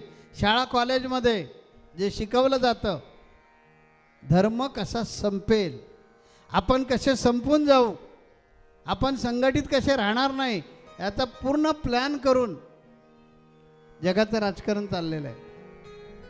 आणि म्हणून आपण डोळे उघडणं गरजेचं आहे. आणि अशा साधू संतांच्या सहवासात येऊन संघटित राहणं गरजेचं आहे. जर तुम्ही एकत्र राहिलात, धर्माचं रक्षण तुम्ही केलं, तर धर्म तुमचं रक्षण करणार आहे. आणि तुम्ही जाऊ दे आपल्याला काय घेणं देणं नाही, माझा मुलगा, माझी बायको, माझं घर, माझं दार, बस, असा विचार केला तर संपणार आहोत आपण. म्हणून जागे व्हा. आणि सगळ्या हिंदू धर्मीय लोकांनी इथून तिथून सगळ्यांनी एकत्र झालं पाहिजे, संघटित झालं पाहिजे, धर्माचं रक्षण केलं पाहिजे, तरच आपण वाचणार आहोत. हे साधू संत काय बाकीचं तुम्हाला सांगतायत. आपली संस्कृती जगवा. आपण आपल्या घरी आपल्या संस्कृतीचे संस्कार केले पाहिजेत. कसले केक कापता? आपल्याकडे हृदय कापण्याची पद्धत नाही आहे. आपल्याकडे दिव्यानं तेजाची आरती करायची असते. ह्या ज्या पद्धती आपल्या धर्मामध्ये सोडून दिलेल्या आहेत आणि त्याचं आपण जे अंधानुकरण करतोय, आपल्याला मा म्हणायला लाज वाटतं. मॉम म्हटलं की आवडतं. बॉम्ब नाही का फोडणार तो पोरगा? बापाला बाप नाही म्हणायचं, पिताजी नाही म्हणायचं, डॅड. मॅड करेल, मॅड. म्हणून घरी आपल्या संस्कार आपल्या धर्माचे, आपल्या जातीचे, आपल्या समाजाचे द्या. आपली बोली भाषा घरी बोललंच पाहिजे. तुमची राजस्थानी भाषा आहे, तुम्ही तुमच्या घरी मुलांबरोबर बोललंच पाहिजे. तर संघटित राहणार, तर त्यांना संस्कार होणार, तर तुमची संस्कृती जी आहे ती त्या मुलांपर्यंत राहणार. आजची भावी पिढी, आम्हाला यातलं काही कळतच नाही, आम्हाला फक्त हॅपी बर्थडे एवढंच माहिती आहे. आमचा जन्मोत्सव साजरा करतात, पण मी कधीच केक कापत नाही. मी कट्टर आहे फार. कशाला मी केक कापायचा? आरती ओवाळा, आरतीनं स्वागत करा. ही प्रथा प्रत्येकानं आपल्या घरी चालू केली पाहिजे. अंधानुकरण करू नका. या अंधानुकरणामुळेच समाजाची वाट लागलेली आहे. आपल्या घरी आपण आपली भाषा बोलत नाही, लाज वाटते. आपल्या घरी आपले संस्कार शिकवत नाही, आपल्याला लाज वाटते. आणि ह्या ज्यावेळी चालीरीती घरी रीतिरिवाज, आता आपण 3 दिन कथा ना, 3 दिवसाचा हा सप्ताह जो आहे, पुढच्या पिढीला जर कळलाच नाही तर कोण नरसिंह मेहता होते, कोण महाराज होते. काय आपला संप्रदाय, काय आपला धर्म, काय आपली संस्कृती. बघा आता तुम्ही इथे किती वर्ष रत्नागिरीमध्ये राहता. तुमचं सगळ्यांचं पीठ नाणीज आहे हे तुम्हालाच माहिती नाही. ते महाराजांनी सांगितलं की तुमचं मूळ स्थान जे आहे ते नाणीज आहे. आद्य जगद्गुरू रामानंदाचार्यांची उत्तराधिकारी परंपरा आम्ही चालवतोय. म्हणजे आम्ही आद्य जगद्गुरू रामानंदाचार्य आहोत. म्हणून हा धर्मदंड आहे आमच्या हातामध्ये. तेव्हा आपले संस्कार, आपली संस्कृती याचं जतन करा. गुरुना शरण या. तुम्ही कुठेही प्रसंगात असा तिथून हाक मारा. गुरु आपल्याला पावतोच पावतो. माझी शिकवण आहे, दिवसातून फक्त 10 मिनिटं वेळ काढा आणि तुम्हाला जे आवडेल त्याचं नामस्मरण करा. आणि स्वप्नात सुद्धा कुणाचं वाईट चिंतू नका. अनुभूती येते की नाही बघा. अनुभव तुम्हाला आलाच पाहिजे. जीवनामध्ये वेगळ्या प्रकारचे प्रसंग येतात. या प्रसंगामध्ये आपण चुकीचे मार्ग स्वीकारण्याची जास्त शक्यता असते. म्हणून भक्ती करायचे. भक्तीमध्ये विज्ञान आहे. भक्तीमुळे आपल्यामध्ये संयम वाढतो. जर संयम वाढला तर उतावळीपणा बंद होईल. धंदा उद्योग करणाऱ्या माणसाला संयमाचीच आवश्यकता आहे. शांत डोकं ठेवून धंदा केला पाहिजे. समयसूचकतेची आवश्यकता आहे. प्रगल्भतेची आवश्यकता आहे. साधक बाधक विचार करण्याची आवश्यकता आहे. नेतृत्व करण्याची आवश्यकता आहे. अशा अनेक गोष्टी आपल्याला भक्ती देते. भक्ती करणं ही अंधश्रद्धा नाही आहे. आणि म्हणून ही भक्ती करा आणि मनाचं संवर्धन करून त्या भगवंताच्या चरणाजवळ राहा. तोच आपला उद्धार करणार आहे. तुम्हाला सर्वांना सुख, संपत्ती, समृद्धी, ऐश्वर्य लाभू दे. ओम त्र्यंबके अजामहे सुगंधिम पुष्टिवर्धनम पूर्वारुकमेव वंदनान मृत्युर्मोक्षयमामृतात धनधान्य समृद्धिरस्तु शुभम भवतु.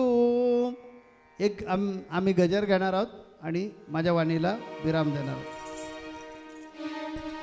सगळ्यांनी टाळ्या वाजवायच्यात म्हणायचं.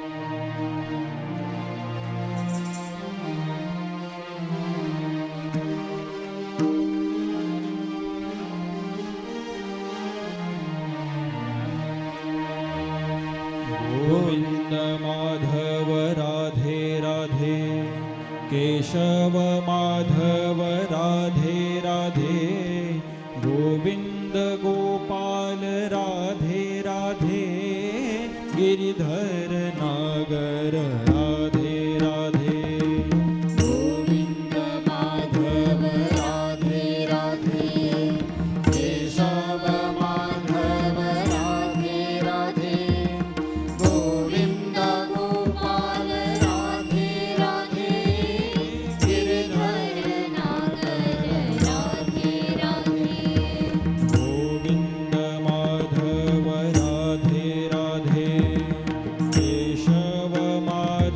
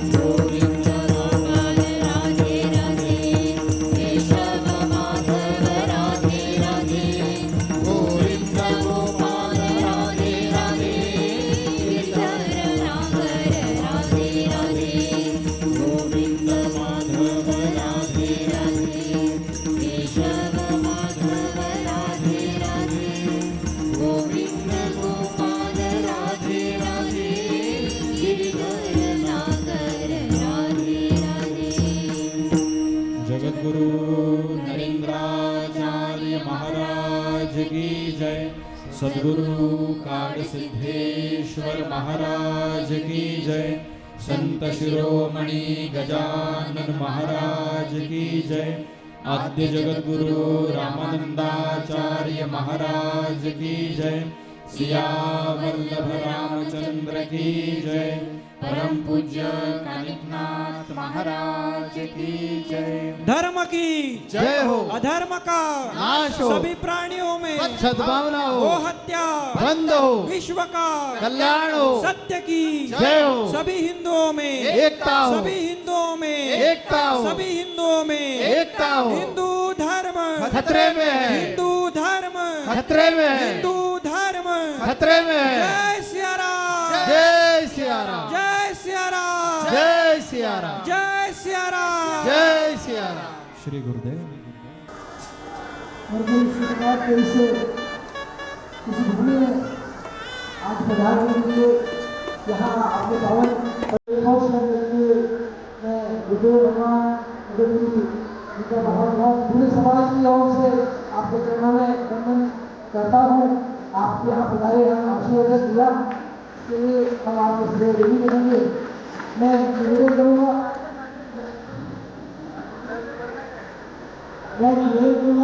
हमारे समाज के वर्तमान अध्यक्ष शांति प्रजापति जी का अपन कर रहे हैं।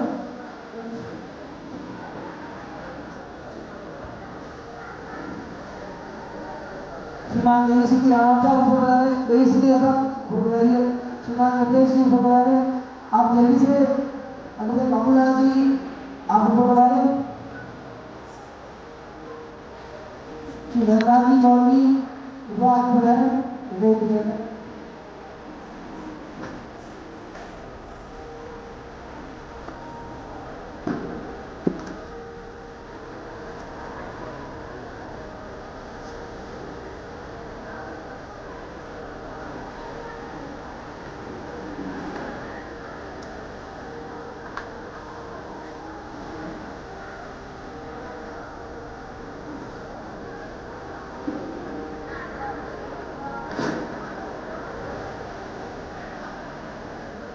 श्रीमान खंडाराम जी कृपया हुए हैं।